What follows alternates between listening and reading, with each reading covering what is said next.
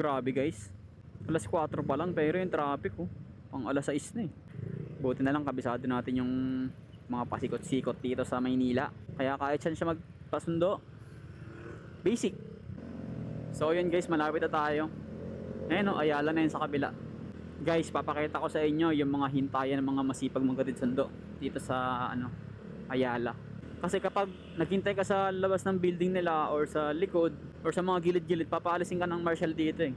Baka matikitan ka pa minsan pag bawal ata talaga. Ayun lang, walang designation na dito, waiting area para sa mga nakamotor. Gusto nila pag dating mo doon, andun agad yung susunduin mo, di ba? Paano kung malit ng konti ng baba? Dito tayo sa paboritong spot natin. Ayun dito sa may Petron, diba? Sa Makati Ave. Kasi dito, pwede kang maghintay kahit papaano hindi nagpapaalis. Papalipatin ka kung sakaling may coaching parating, pero dito sila, hindi ka papaalisin, diba?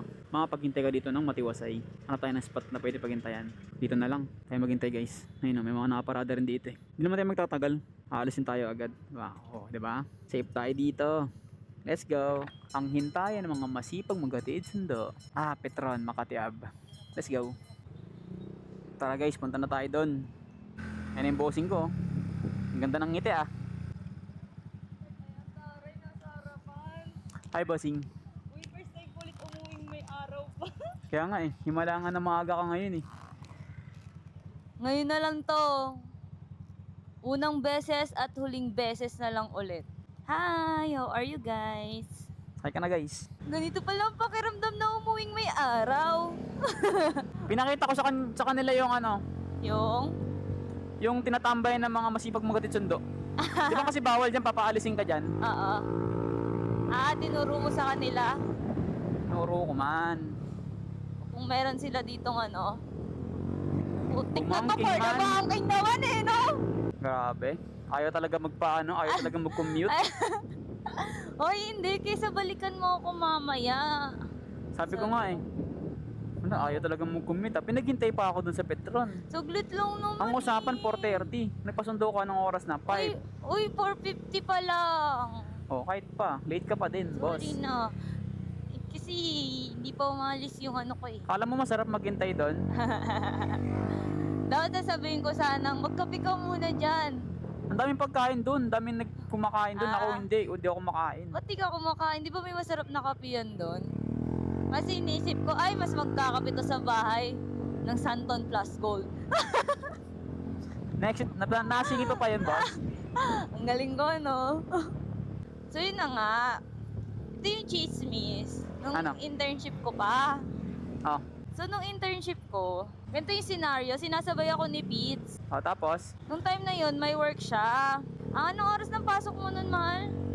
7:30 ata o 8:30. 8. Alam ko mga 8 yun Tapos ang work niya nun, nasa Pasig.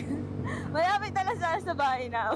Parang lang 10 minutes away lang sa bahay yun. 10 minutes away lang sa bahay nila. Pero dahil nag-internship ako sa Makati, sa sobrang pagmamahal sa akin ni Pete, sinatid niya pa rin ako.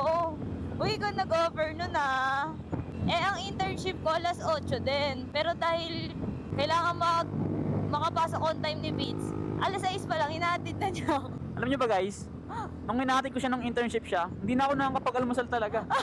Hindi na siya nag-almusal sa... Sinasabi ko na lang sa kanya na, tatanungin niya ako, nag-almusal ka na, Pete? Sabi ko, oo, nag-almusal na ako. Well, sorry. Ayun, tapos ano nangyayari? Yung mga empleyado dun sa pinag-internshipan ko, akala lang, sipag-sipag ko, kasi alas 6 pa lang, nandun na ako. Mga 6:30 pa lang nasa office na ako, nagkakape. Tapos alas 8 pa start namin. Hindi nila alam, ako yung masipag. Di ba Makati, babalik kayo siya ng Pasig, kaya mga ganong oras traffic, di ba? Dito yung biyahe ko, pa BGC Biyahe ko dito Estudyante pa lang ako, ginagambala ko na buhay niya. Pero buti nga kinaya mo yung ganun na setup Wala naman akong choice Tapos nagsusundo pa yan sa gabi, imbis uuwi na siya, nandun na siya sa Pasig. Wala naman akong choice, ayaw niya naman makipag-iwalay. Alam, Aray, nanununtok na naman, LTO pag iniiwalayan ka naman, umiiyak ka. Sus, tapos yun, di kasali yun, walang ganun. Ay, kasali yun, pag kinat mo yun, di kita bate. Miss na uwi na lang siya, nandun na siya sa Pasig, pupunta ba siya ngayon ng Makati? Kaya nga, nangangati na nga ako Uulanin pa ako. hindi yan. Wala lang, maawa ka naman. Ikaw maawa sa akin man, hingnan mo. Ginagawa mo sa buhay ko. Nambubudol ka na rin naman ngayon. So, hindi na ako maaawa. Ako nga pala guys, napapadalas ang pangbubudol ko sa kanya. Kasi syempre, may trabaho na siya. Bakbak pa siya sa OT, di ba? Wala naman ng OT eh. May 13 month, ano yun? 13 month? Wala. 14 month, 15 month, saka 16 month. Dami Wala. naman month nun. Mo, wala naman ng 16 month. Hanggang 15 month lang pala kayo, no? Kahit po, ang dami pa rin nun. Uy, thank you Lord. Ilang minutes lang yung biyahe nun. Nag-commute ako nun, no? Abuti ng isang oras. Isa't kalahati, pipila pa ako sa UB. Guys, thank you so much. Bye, dog. Bye, mamaya ah. See you later. Bye-bye. Bye, guys. Nakuha niya na yung gusto niya sa akin, guys. Kaya iiwan niya na ako.